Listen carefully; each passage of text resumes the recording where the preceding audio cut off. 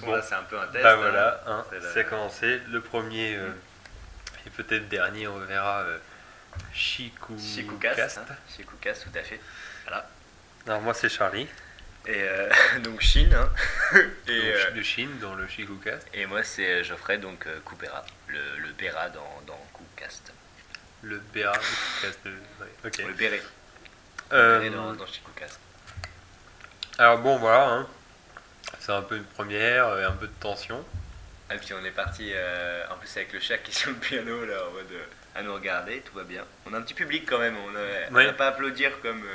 Normalement c'est le public qui vient après, mais si public il y a. Là, on a déjà quand même quelqu'un qui est assez intéressé par nos histoires, apparemment. Alors ouais, du coup, on pensait démarrer sur discuter un petit peu quelle va être un petit peu la vibe de ce cast. Quel genre de tonalité on a envie de donner un petit peu, et d'une manière générale, qu'est-ce qu'on a envie d'apporter. Ah oui, c'est vrai que. De s'apporter à soi-même et d'apporter à un quiconque Auditeur, quoi. listener, c'est ça. Listener. Oui, parce que c'est vrai qu'on a quand même les deux façons de voir les choses assez paradoxales au niveau spirituel. On peut les voir vachement sérieusement, Ah ouais. on peut les voir en fait Ça y est, en rigolant. Je Quoi. me posais la question, tu vois, c'est genre, Combien de au temps bout- ça va mettre pour pousser le poids de la non, spiritualité, quoi. non, voilà, c'est ça. C'est au bout de combien de secondes le mot spirituel sera arrivé dans Ouais, le j'ai truc. hésité aussi à le sortir dès le début. Je me disais que quand on manque d'attaque, tu vois, pour déconstruire après le mot, je trouvais intéressant de le situer. De direct le mec, Ah et ouais. après, De c'est... toute façon, faut être clair, Je quoi. te mets un coup de baramine dans la tête, ensuite Voilà. je t'explique pourquoi. Quoi. On va discuter de toute façon de spiritualité, hein, à haut degré. Des fois explicitement comme Swami pourrait le faire, ou des fois complètement implicitement comme Kevin Smith pourrait le faire. Faut expliquer qui est Swami. Ah bah oui, bah Swami, enfin le maître de l'école d'Agama Yoga, quoi. Donc, Un maître yoga, c'est ça? Un maître yoga, tout à fait. C'est pas le maître Yoda, hein, il y a quand même quelque chose. Il est réel celui-là, il a pas les grandes oreilles. Maître yoga. Ok.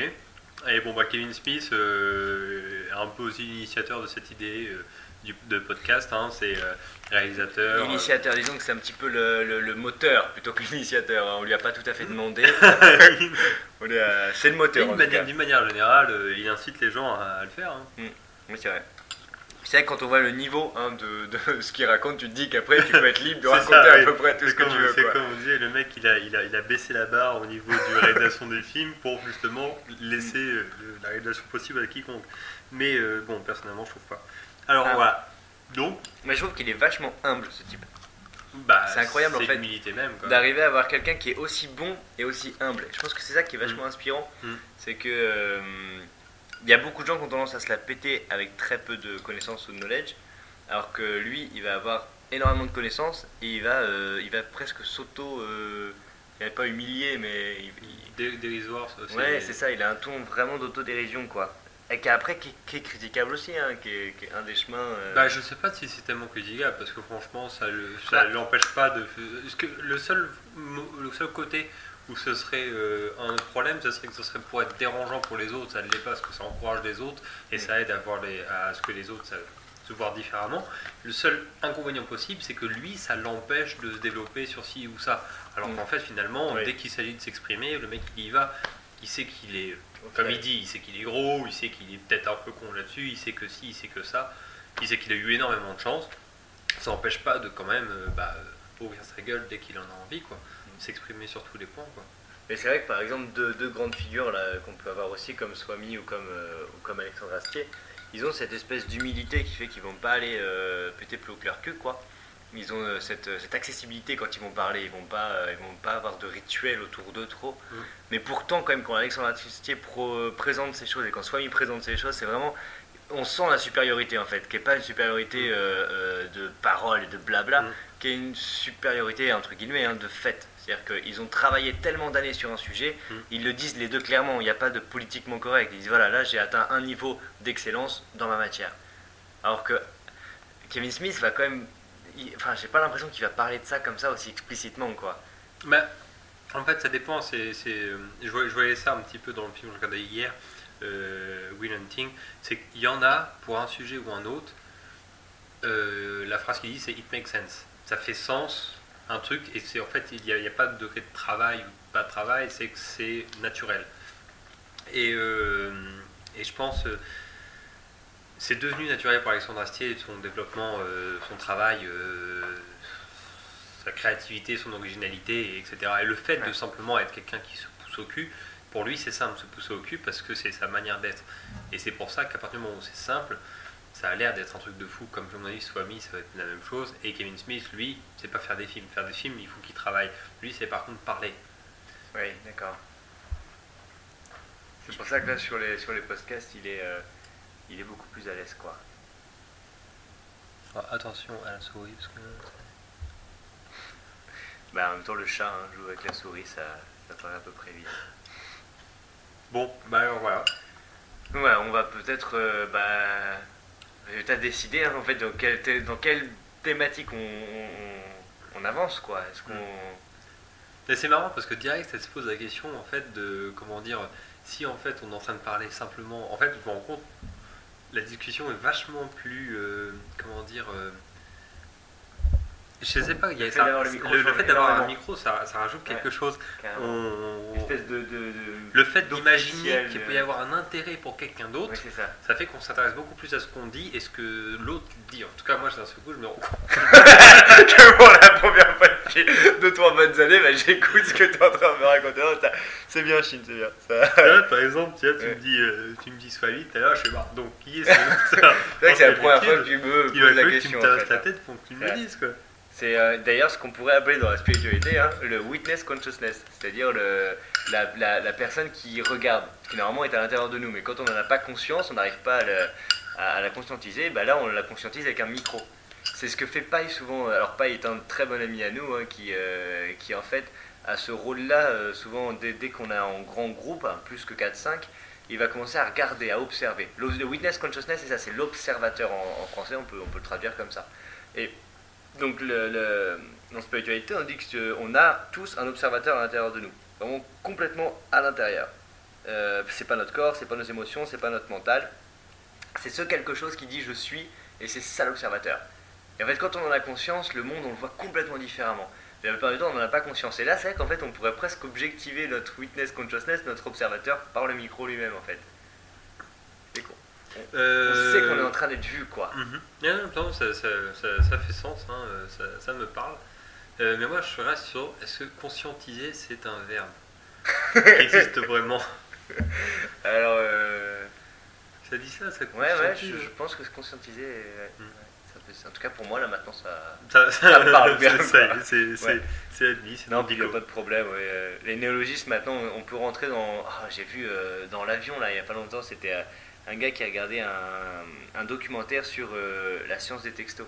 Et donc c'était un américain, je sais même pas qui. Hein. Donc moi il était 2 places à l'avant, là, sur la droite, moi j'étais sur la gauche à l'arrière dans l'avion, et je matais un peu discrètement les sous-titres de ce qu'il était en train d'écouter, quoi, qui était en anglais. Et en fait ça racontait donc justement qu'a priori on voyait les SMS et les textos comme la destruction de la langue parce que tout devenait slang et tout devenait oral et pas du tout écrit. Donc les profs de français, les gens de grammaire disaient que notre langue se détruisait. Donc il avait tout un speech d'abord qui expliquait vraiment clairement pourquoi c'était mauvais. Mais après lui rebondissait dessus en disant mais non, au final c'est pas mauvais, il y a énormément de choses. Et c'était quoi les points dessus, quoi. Ouais, vas-y, dis-moi un petit peu c'est quoi les. J'ai vu que des extraits, mais c'est vrai que ça m'a rendu curieux, quoi. Je voulais savoir. Donc en état, justement, le prof de français qui dirait conscientiser est-ce que c'est correct ou pas, et si c'est pas correct, à la limite il faut pas l'utiliser. Alors que lui dirait mais c'est pas grave, du moment que ça vient comme ça et que ça a une utilité. Au contraire, en fait, notre langue va évoluer de manière beaucoup plus spontanée, beaucoup plus rapide, et la langue est faite pour évoluer, parce que la langue n'est pas parfaite.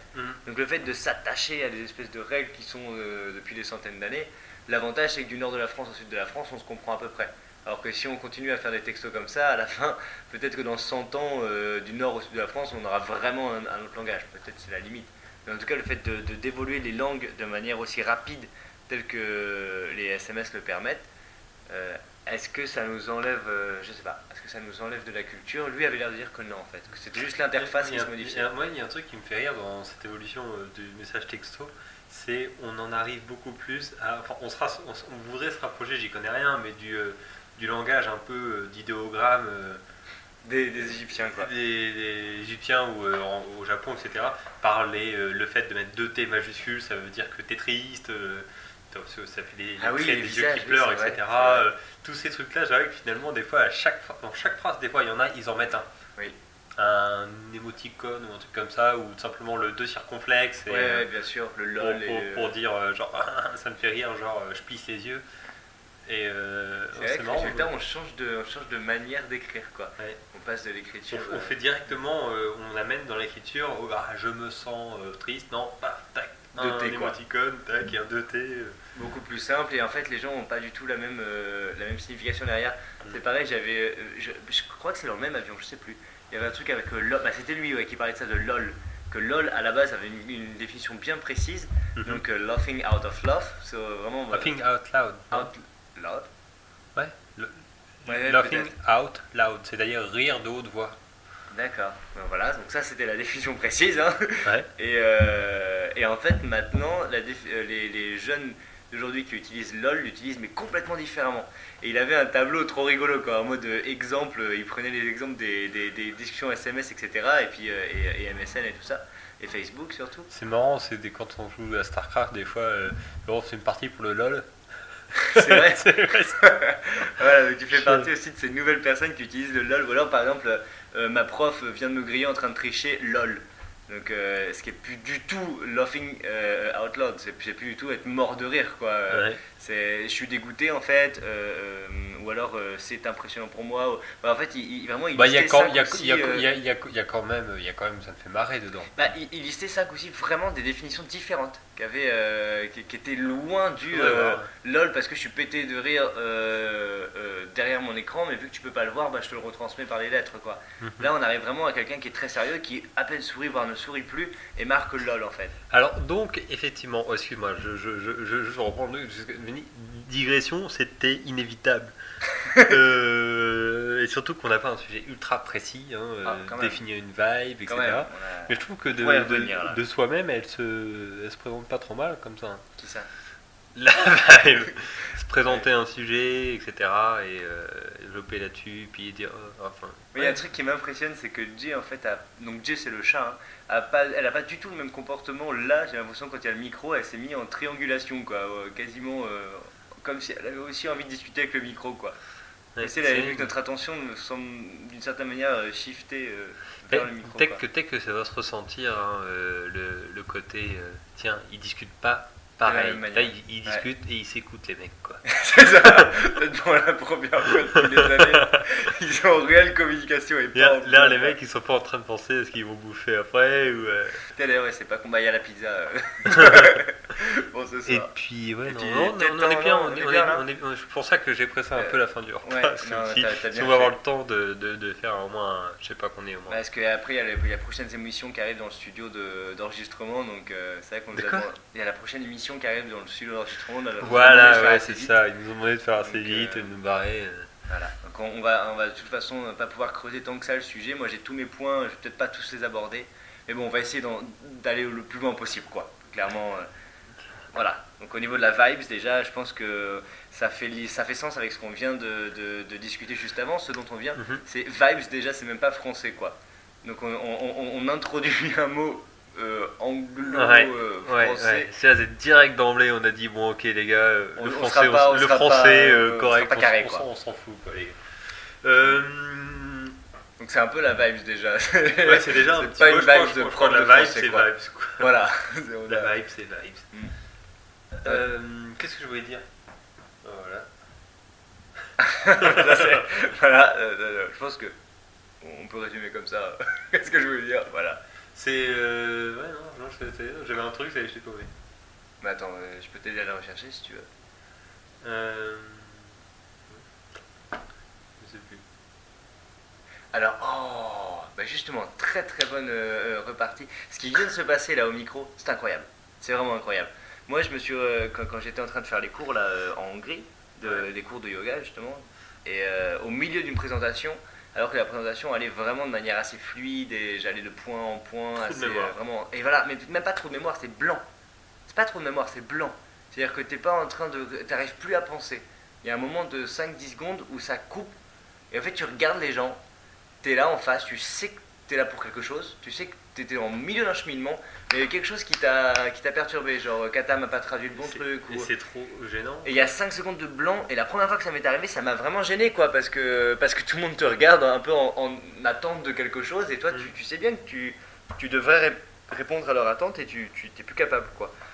Donc il y a eu des petits rires, tout ça. Bon, après c'est revenu. Je sais plus si c'est les élèves qui m'ont aidé ou Kata qui m'a aidé à reprendre le fil. Puis une fois qu'il y a eu un ou deux mots clés, tout à coup le mental est reparti à fond, quoi. Et après la lecture, après le cours, j'en discutais avec Kata et j'ai dit quand même ça fait bizarre, quoi, de se retrouver tout à coup. De temps en temps ça m'arrive comme ça, des moments de blanc, comme un peu comme ce qui a pu t'arriver là, pas en mode j'avais une idée mais tout à coup plus rien, quoi, plus capable de la retrouver. Et elle appelle ça des instants de grâce, en fait. Elle dit que c'est très très très bien. C'est justement ce que les yogis cherchent à faire et on n'arrive quasiment jamais à l'atteindre, c'est l'absence de pensée. Le moment où le mental coupe, en fait. Quand on médite, on essaye, plus ou moins, c'est pas qu'on essaye, on est attentif aux quelques moments où le mental va complètement s'arrêter. Et là, en fait, naturellement, alors qu'on a envie que le mental... En fait, le mental, c'est quelque chose qui réagit toujours de manière paradoxale. Il est un petit peu contre l'esprit, en mode il rééquilibre, en fait. Donc quand on a envie de le faire s'arrêter, se faire taire, on se met en méditation, il n'arrête pas de parler, il n'arrête pas de penser. Et quand là, j'étais dans une lecture, dans un cours, en train d'essayer de développer mon point, le mental s'est arrêté, quoi. Salopard de mental. Ah non, c'est très bien, c'est très très bien. Oui, alors, du coup, c'est le mental. Qu'est-ce qui fait qu'après, finalement, c'est l'éducation, ou je sais pas quoi, les valeurs avec lesquelles on a grandi, qui fait qu'on se sort pas bien à ce moment-là en disant on n'est pas censé ne pas savoir. Oui, c'est ça. Être un être humain qui a des problèmes à se souvenir, ça craint.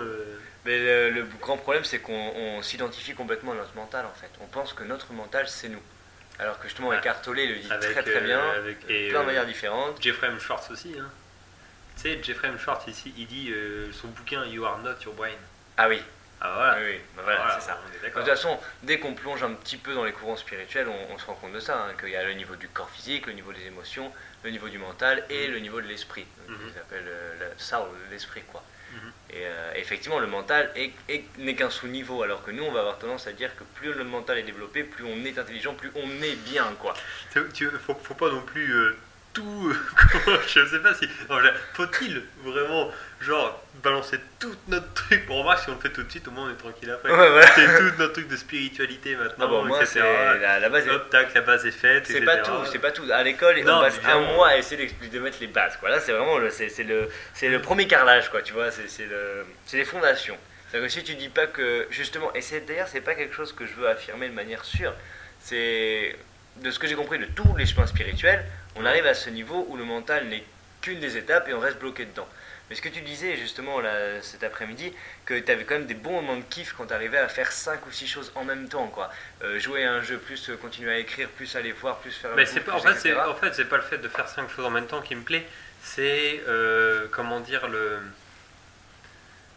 c'est de faire appel à un moi différent qui est en mode... faut tester un truc. Il faut tester un truc et je me suis dit tiens on va tester le multitask. Multitasking, quoi. C'est ça. Et je veux voir à quel point c'était possible et à quel point on pouvait arriver à gérer dans chaque truc en même temps. Et c'était ça que c'était en kiff, c'est que c'était un test, c'était un jeu, quoi. Ouais. Et mais c'est pas ça pourrait être autre chose le lendemain, ça me ferait kiffer pareil, quoi. Ça fait une très belle porte d'entrée vers la théorie du tantra, mais je sais pas si on a le temps ce soir d'en parler, mais c'est exactement ça. Et ce que tu as fait là, à ce moment-là, quand tu fais 5 choses en même temps, c'est le plaisir du mental. Le mental, il est ultra activé, il va toujours te dire mais en plus, fais-en plus, fais-en plus. Et c'est comme ça qu'on se perd en fait dans la projection du passé, du futur, et qu'on finit par souffrir parce que le mental en veut plus et nous on peut pas en faire plus. De toute façon, il y a un moment où on est limité, donc on en souffre. Par contre, donc il y a tout un chemin de spiritualité qui dit arrêtez, quoi, arrêtez d'utiliser le mental, il vous mène en bateau de toute façon, et le bateau va couler à un moment ou à un autre, quoi. Donc stoppez les voiles par vous-même. C'est quoi qui dit ça? C'est un courant, il y a deux grands courants de spiritualité, d'après mon maître, hein. Il y a le courant védantique et le courant tantrique. Le courant védantique, il va être, c'est les moines tibétains, c'est les moines dans les monastères qui disent, de toute façon, si tu suis ton corps physique, donc si tu manges de la bonne bouffe, si tu baises, si tu suis tes émotions, donc tu vas à fond dans la joie, à fond dans la tristesse, enfin pas la joie, à fond dans le plaisir, à fond dans la tristesse et la colère, et si tu suis ton mental, donc toutes les idées, tu essaies de les mener à bien, tu es perdu, tu es complètement perdu dans ce monde et tu vas souffrir à fond, quoi.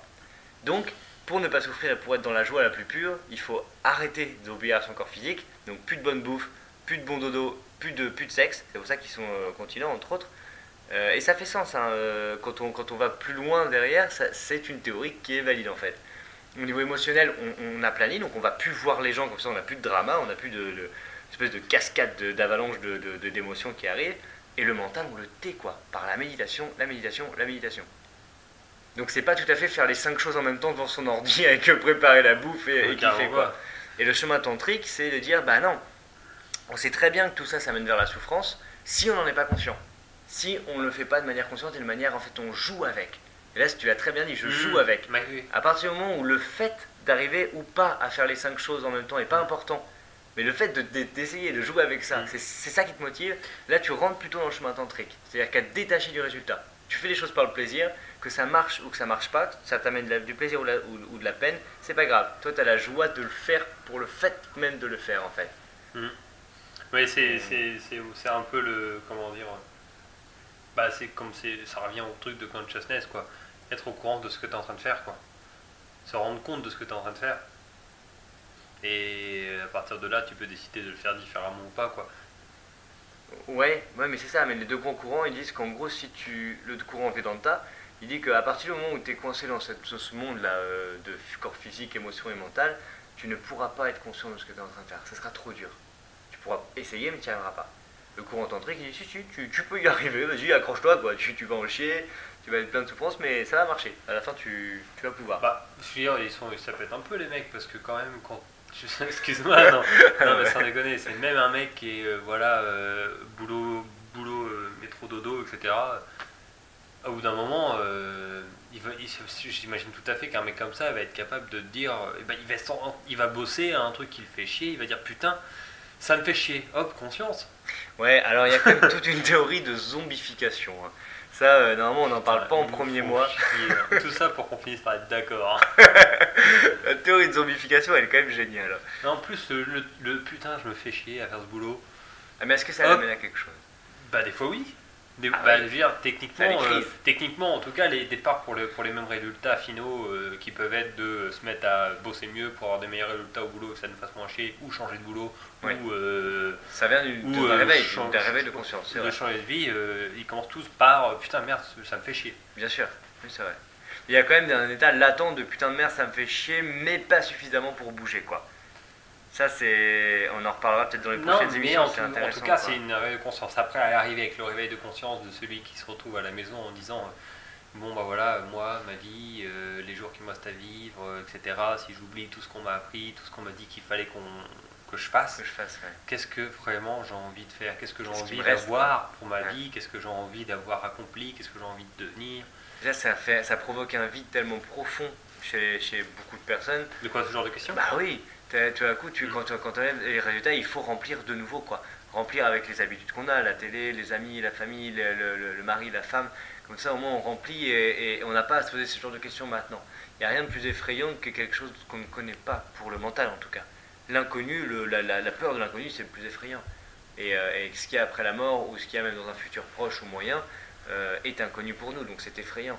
C'est pour ça qu'on évite ces prises de conscience de je suis mortel, de toute façon je vais finir par mourir. Si tu dois mieux connaître que moi, parce que moi j'ai du mal à me rendre compte, vu que j'ai l'impression d'avoir toujours eu ça. Que de conscience, c'est pas avoir vraiment une impression de vide. Je sais que moi, ces trucs de conscience, c'est ce qui me permet vraiment de. C'est peut-être ce qui m'a pas mal égaré à une époque, je pense. Parce que, vu d'un point de vue social, entre guillemets, confortable et politiquement correct, c'est pas bon ça. Parce qu'en fait, tu t'enfermes dans un cycle de questionnement qui te font pas avancer. Je dis pas que c'est vrai, hein. Et souvent, en fait, on peut voir des jeunes, des ados, c'est l'image un peu typique, hein, qui se posent des questions. On a toute la critique de ah, il se pose des questions, machin, ça veut dire qu'il avance plus, quoi. Alors que, il y a deux extrêmes. Il y a le fait de foncer comme un bourrin pendant 20 ans dans sa vie, sans se poser aucune question, et puis tout à coup d'avoir la crise de la quarantaine ou la crise de la retraite. En gros, pour schématiser, on peut avoir 3 crises dans la vie. Si on suit sans se poser de questions, on aura la crise de l'adolescence, la crise de la quarantaine, la crise de la soixantaine. Faut vraiment que tu vois Will Hunting. Ouais. Ouais, parce que vraiment, c'est ça bien. Parle de ça un peu, ouais. Par baf. Bah voilà, tu sais, déjà le Ouais. truc de base, je veux pas spoiler, attention. C'est. Alors spoiler, encore un mot pas tout à fait français, Voilà. que nos éditeurs Alors, de je veux plus de pas- 70 ans nous Je veux pas pardonnent. gâcher, si vous entendez le mot Will Hunting, vous savez que vous voulez voir, voilà, arrêtez d'écouter tout de suite Et puis bah, à la et semaine vous allez, prochaine. la semaine prochaine, parce que vous allez pas savoir à quel moment je vais arrêter d'en parler. Mais non, je vais faire court. Donc revenez dans 5 minutes Dans quoi. 30 secondes peut-être. 30 secondes, hein, moi j'aurais dit 5 minutes, on a 25, Ouais, je 10. sais pas. Mettez à 30 pour être sûr, au pire on blablatera jusqu'à 30. Vas-y Charlie, c'est parti. Allez vous coupez maintenant. À 30, on arrête, voilà, promis. Alors, bon, spoil arrive. Qui spoil. C'est- Non, voilà, c'est le truc du mec qui a des cartes en main, en gros, fantastiques, parce oui, que bah, c'est oui. un génie. Oui. Il a des cartes en main fantastiques, et bah, voilà, lui, il a envie de jouer d'une certaine manière, jouer comme s'il n'avait pas de cartes en main. Ouais. On voit que ce qu'il veut, c'est le côté un petit peu faire quelque chose d'honorable, quelque chose de concret, genre comme un boulanger, comme bah, lui, il est Pragmatique quoi. balayeur dans un couloir d'université, etc. Et que vraiment, donc la question se pose entre les deux figures parentales qui s'occupent de lui à partir du moment où il est découvert être un génie qu'il avait plus ou moins caché, c'est qu'il y a la figure parentale qui lui dit putain, il faut que tu fasses quelque... T'as pas le choix. C'est se dire c'est trop important, j'ai pas eu la chance que toi tu as, il faut que tu fasses quelque chose d'important, ce que moi j'aurais voulu faire et que j'ai pas réussi. Et t'as l'autre qui lui dit oh la vache, putain, c'est comment dire, moi au niveau de mon bonheur personnel, j'étais pas autant assuré, etc. Et tout. Ben, il faut que tu fasses, t'as encore la chance de trucs, t'es à ce tournant-là. Et bon, il y en a quand même un qui va lui dire réussis absolument, et l'autre il va lui dire non, réfléchis bien à ce que tu veux. Et le film parle de ça, bah voilà, t'as des bonnes cartes, réfléchis bien à qu'est-ce que tu veux en faire. De toute façon, ce serait... C'est incroyable, hein. Si vraiment les enfants avaient la chance d'avoir ça dans la société, ce serait incroyable. De dire, pas, moi je me souviens au collège là, t'es bon donc tu dois avancer quoi, tu vas aller au lycée donc tu vas aller à la C'est fac. marrant parce que c'est assez ambigu, hein, parce que nombre de fois où en fait je me rappelle à l'école on me disait bon qu'est-ce que tu as envie de faire, bah voilà Oui. quoi, c'est que évidemment je répondais pas tout seul, c'était la figure des parents, de ce qu'on m'avait appris, qui répondait à moi, on se fabriquait en fait, on se fabriquait un élève.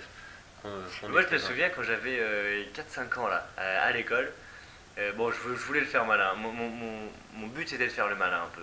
Mais on était dans la bibliothèque et il y avait les adultes là comme d'habitude, peut-être plutôt 6-7 ans, parce que j'étais déjà en école primaire je pense. Je devais avoir 6-7 ans. Et on nous demande la fameuse question, qu'est-ce que vous voulez faire plus tard? Alors t'avais toutes les réponses un peu bateau quoi. Et moi pour me marrer, j'ai répondu, bah je sais pas, j'hésite entre voleur ou chômeur. Et ça avait fait... T'es un gros provocateur quoi, franchement. Ça avait fait marrer mais Sans déconner. les élèves autour, mais les adultes n'avaient pas trop rigolé, je me souviens du truc quoi. Les adultes autour, la prof et tout ça, mais ça les avait fait pas super marrer quoi, parce que je répondais pas dans le cadre de ce que j'aurais dû apprendre par cœur quoi. Mais surtout que si tu veux qu'ils se marrent, ça correspond à un échec pour eux. Non, T'es un provocateur, c'est terrible. Ouais. Ah mais c'est vrai, maintenant que tu le dis, je m'en rends compte. Sous une surface très politiquement correcte, en fait, j'aime bien lancer des pics, quoi. Oui. La surface, elle est pas... Tu veux dire à la fois où ton père, je débarquais en pantalon en jupe, quoi. Là, même la surface était pas politiquement non, correcte. voilà, c'est ça. Ouais, c'est vrai. T'es juste politiquement incorrect. Mais je sais pas, ça passe quand même pas mal, quoi. Finalement, dans les... Je m'en rends pas compte, en fait. Ben, en fait, ce qu'il y a, c'est que voilà, c'est que finalement, vu que le monde est dirigé plus ou moins par une part de nous fabriquée, une part humaine derrière, bah, finalement, les deux coïncident pour tout le monde, finalement, bah, tu gères en fait qu'avec la partie humaine, quoi. Et puis au niveau de la paperasse et tout, tu gères avec la partie... C'est pas super clair, mais... J'ai perdu sur les différentes parties de moi. Je pense que tu m'as compris, mais par contre, je pense que s'il y a des gens qui écoutent ça un jour, ils vont peut-être pas super... Ouais, je t'ai pas super compris quand même. Non, ok, bon, bah, on peut dire que... Non, mais... Ouais, voilà. Je sais pas, est-ce qu'on le pousse, est-ce qu'on en fait... Ceux qui vont se remettre pour la qu'on coupe juste avant 30, tu vois, genre comme ça, il va lui filer. Genre. Donc revenez nous voir à 30 minutes et le truc s'arrête à 29 minutes 55. Il y a encore 40 secondes, ouais. À 30, genre on fait putain la vache, et cette fin de podcast malade et tout, franchement, quoi. géante et tout. Allez, à la semaine prochaine. Franchement, c'est quand même dommage pour tous ceux qui voulaient pas se faire ruiner le film, quoi, parce qu'ils n'auront pas accès à cette Parce que fin finalement, postale, quoi. on n'en a pas parlé. Hein. Ah, pas tant que ça, hein. Mais non, revenez pas en arrière. Comment Mais dire Est-ce qu'on pousse à 1 heure ou est-ce qu'on je pense que pour cette fois, là, hein, ça m'a l'air... une demi-heure, c'est pas mal. Une demi-heure, c'est un bon format. C'est un bon format. C'est suffisamment chiant pour que les gens quand même coupent à 15 minutes, Ouais. mais si les gens veulent tenir, tu vois, comme les pailles... Ah, et quand même, c'était quand même ouf Ah ce qui ouais, vient de non, se passer, c'était là. super. Oh la Bon. vache. Hein. Et bah Quelle écoute... fin de podcast, ouais. franchement. Ce Je genre de pensais truc pas comme qu'on ça, serait arrivé à un point ouais. comme ça. Ouais, Quoi. Tout ça ça en monte, partant quoi. d'un film et tout. Ouais, à la base, mais tu Ah, t'as bien fait de vraiment bien ah, pointer ouais, les détails non. du film comme ça, c'était... Incroyable. Ah non, mais franchement, non. à remettre. À Absolument remettre. à remettre. Ah ouais. Ouais, ouais. Ah ouais. Mais celui-là, je crois que c'est déjà le top of the top. On Hein. va avoir du mal à faire mieux. Hein. Voilà. Mais Bon. voilà. Bah Toujours voilà, est-il que, c'était très sympa. Hein. Merci, Chine. merci Kubera. À très bientôt, j'espère. Hein. Et puis à la semaine prochaine ou j'en sais rien. Chill, si on fait peut dire ça. la semaine prochaine. De toute façon, on modifiera les dates de. Voilà, et vous l'aurez à bien dans la le cul. semaine prochaine. Allez, salut tout le monde.